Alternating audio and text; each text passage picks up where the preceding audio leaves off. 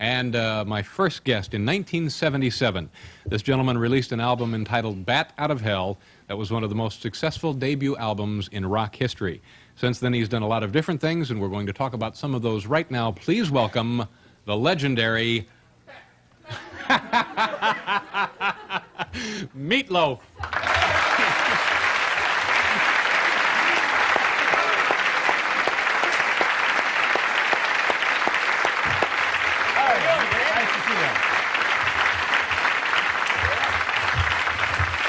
Well. I had to dress up for this today. You look great, and Spiffy. I enjoyed you laughing at your own introduction. I thought that shows it's a introductions are always funny. Point of character there. Yeah. I appreciate that. Here, I brought you a T-shirt. Oh, great! I enjoy T-shirts. Hey guys, just like always, band doesn't get one. You know what I mean? Oh, this is nice. Yeah. This is is this from the new album? From the last album. From the last album. Yeah. I'm sorry. Well, that's there okay. you go. It's the newest one. And and you brought enough of these for the audience? That's really nice. Yeah, they're $7.50 a piece for the audience. We have some. I guess this is concert footage of you. We're gonna. It is concert footage. Okay. It's a good guess. All right. I knew you were quick, man. I've been watching you for years. I'm having a slow decade. So why don't you? I'll just go backstage. You tell them what we're going to see.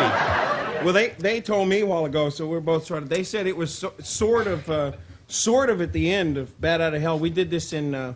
They asked me April 27th in Wembley, which is in England, in London, and so this is live. This is a big with an audience and everything. Soccer stadium. Is that what Wembley is? No, it's I don't think so. It's indoors. Oh no. Well. No. It's just shh. Anyways. You have a wonderful rapport with these people. I do.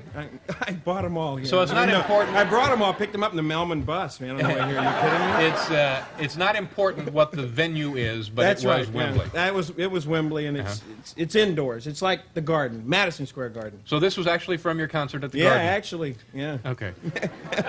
Good enough. So here in action, Meatloaf, Bat Out of Hell, 19... I hope. Okay. Baby, you're the only thing in this whole world that's pure and good and right.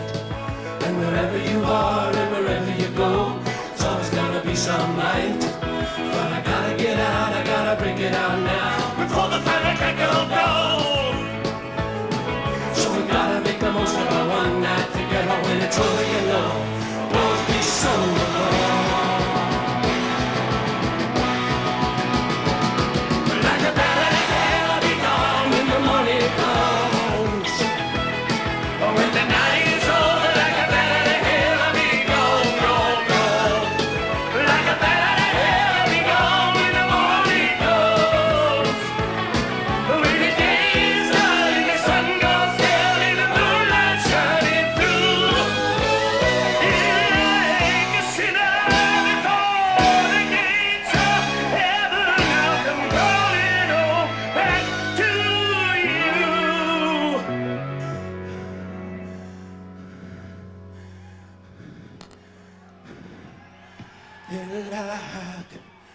A sinner before the gates of heaven, I'll come crawling on back.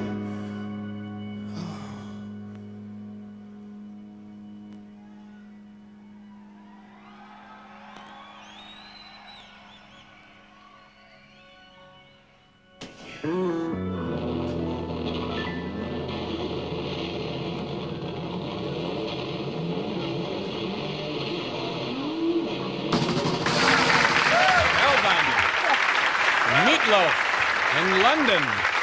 We're going to be right back to continue talking with Meatloaf, folks. Come on back. Hello and welcome back to the show. And this gentleman, of course, is Meatloaf, and you're going to play tennis. You have a big... Tell me about you play tennis. Yeah, I play. In fact, I even had a lesson about a month ago. Yeah. So yeah.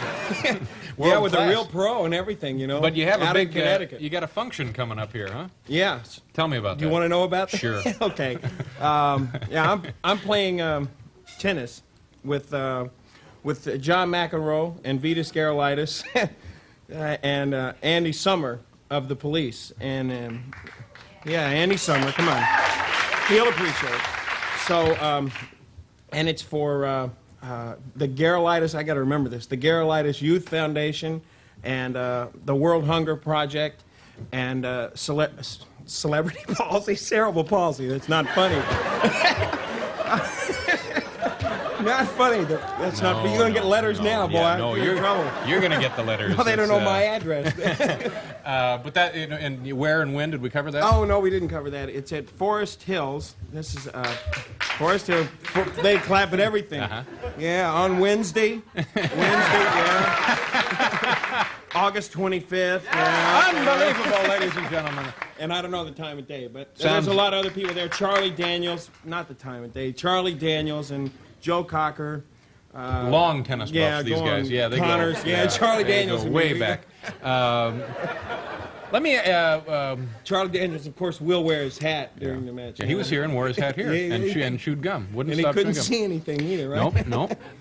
Tell me about you. Before you became a big success on your own, you did many, many other things, and you worked with Ted Nugent. You sang in a group.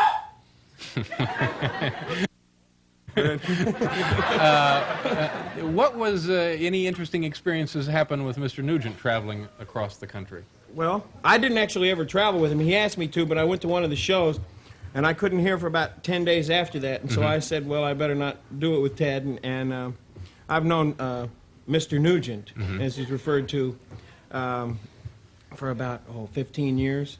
So, and there is one incident that I know about. Well, see, I did travel with Ted in the late 60s, and I opened to him. I was with a band called the Popcorn Blizzard. And we opened to Ted, and we were in Lima, Ohio at the Lima, Ohio Rock. Will you give me a break? The Lima, Ohio Rock Festival. There's nothing like. And so Ted asked me for his set to open these doors, and he came out stark naked. The boy did with his guitar, and he almost. Then another time he jumped in the water down in Miami and almost drowned. So that's some Ted Nugent stories. Now, how does this work in Lima, Ohio? A man standing there nude on stage. Is that? I don't think they knew it. That's how it worked. It's kind of the ultimate insult there, isn't it? A man's naked and nobody knew it. What are we going to do? An insult to Lima, Ohio, or an insult to Ted Nugent? Something. We'll figure that out and come back. But we're going away, but we'll be back. Is that what we're doing? Yeah, we'll be right back. All right, we'll be right back. Hi, welcome back to the show.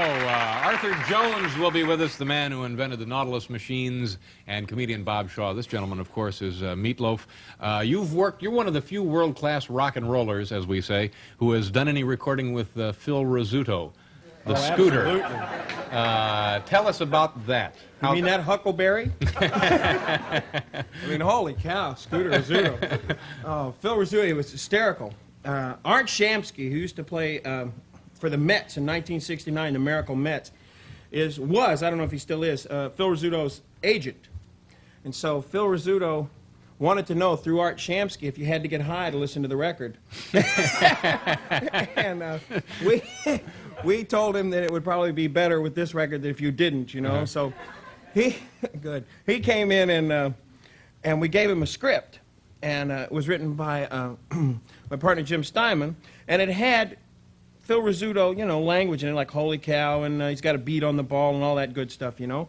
And he couldn't do it. I mean, he could not say holy cow when it was written on a piece of paper. You know, holy cow, you know. And we sat in there for the longest time, and we paid him, you know, a certain amount of money, and he continues on the air. They continue to tell him, hey, do you know how many records that's? You know, you really got screwed, Phil. You know? What was his reaction after the record came out and he heard himself? Oh, he said, well, see, he didn't know anything about it. His kids live in Boston. They brought him home the record and said, Dad, you're on this record. And he said, yeah, I did this record, you know. And he said, he keeps saying that he got a lot of letters from Priest. And because he was on Paradise by the Dashboard Light, and he was doing a baseball play-by-play, which was also the old, you know, first base, second base thing, but he didn't actually know that when he was doing it. But it was really supposed to be on the radio, a baseball play. You know, it just happened, you know, the heavy breathing behind it just, you know, fit in good. And so are you and Phil buddies to this Oh, day? yeah. I see him, you know, when I, like at the ballpark and things, and he continues, you know, he calls me a Huckleberry on air all the time. And he got a lot of press. I gave him a platinum record, and I gave the Yankees a platinum record. And I met Jackson that day too. You know, first thing Reggie Jackson asked me, we were introduced, and he says, "What kind of percentage you make on your records?" I said, "What's your contract call for, Reggie? You know, how many times a bet do you?" Let me ask you about, in addition to being a singer and rock music legend, that's where you Rock laughed music. earlier. Well, no, I don't know about that. What about your performance in the Rocky Horror Picture Show? Do you ever go see that in front of the regular midnight audience? Yeah, I went one time, I guess in about 1978, you know, and I went to in New York. It used to play at the Waverly. They've since had a riot, and it doesn't play there anymore. And so I went, and it was sold out, and I had a bunch of friends with me, and it was real embarrassing, and I never do this, but this time I decided, well, look, I got to go up and tell them I'm Meatloaf and I'm in the movie. Well, they didn't believe me. I mean, they go, "You're not Meatloaf." I said, "Yeah, I am." They said, "No, you're not." So finally I convinced them. They said, "You better be." So they let me in. They said, "You better be Meatloaf, because we're sitting you right here where we can watch you." You know? So I said, "Okay, fine," you know, and so they set me with all these people, and this was in 1978, and this particular person on one side sitting next to me had seen it 220 times in a row. The one over here had seen it like 150, and they were, you know, and they were going to me, "Here, you want some?" I'm going, "No, it's okay," you know, and these people were going, "Oh, wow," you know, and they weren't watching the movie at all, but it was like, I mean, it was total insanity. Tim Curry actually went once, and they didn't know it was him, because he doesn't look like that character, you know. Everybody else looks like him more than he does. They dress up. In fact, in Los Angeles, somebody got married as right there at the Eddie, performance? the character I played in the Rocky Horror show, right out on Sunset Boulevard.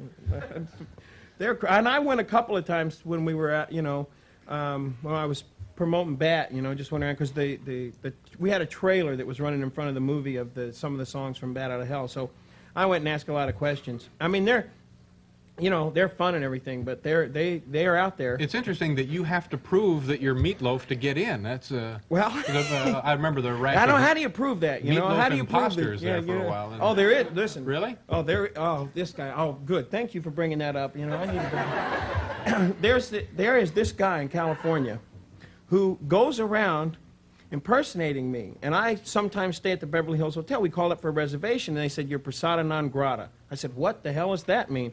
You know, and they said, "Well, you can't get in." I said, "Why not?" Why, you know, and they said, "Because, you know, you flipped a coin with our night manager and beat him out for $20,000 for rooms." I said, "What? I did what?"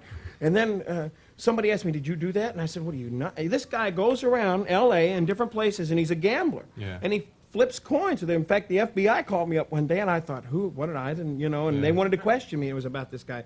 So if anybody got involved with this particular person, let me do this. If anybody got involved with this particular person, ignore him. It's not me. Well, he's here tonight, Meat, and listen, by the way, this is your life. By the way, you got a coin? No.